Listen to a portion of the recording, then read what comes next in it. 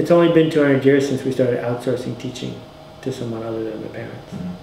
And there's been debates over the years, should we teach morality in school? Should we teach sex ed in school? Should we teach math in school? And I don't have any problem with teaching all those things in school. What parents are going to have to decide to do is teach their kids inquisitiveness, teach their kids curiosity, teach their kids disobedience and insubordination. If we don't teach our kids that, no one's going to teach it to them. I think we have to make higher education more about originality than just mastery, right? So the classic, form of mastery would be for me to stand up at the front of the room and say, Sonny, 6 times 7, 42. 6 times 7, 42. 6 times 7, 42. And then I'll give you a test. What is 6 times 7? 42.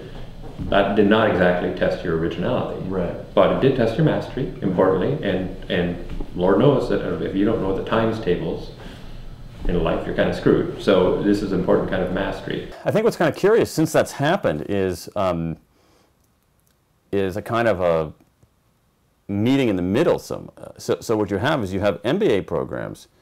I mean, Roger Martin is a good example of this. Essentially, has recast the MBA program at Rotman. So it's the whole centerpiece of it is integrative thinking, holistic thinking.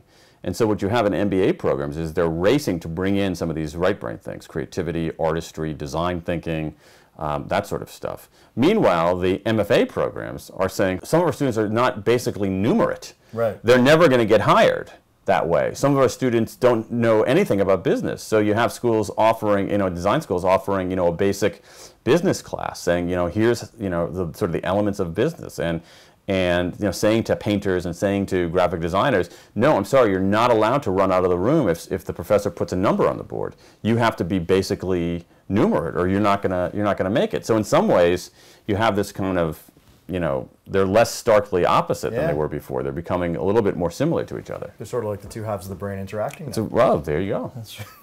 Write that one down too.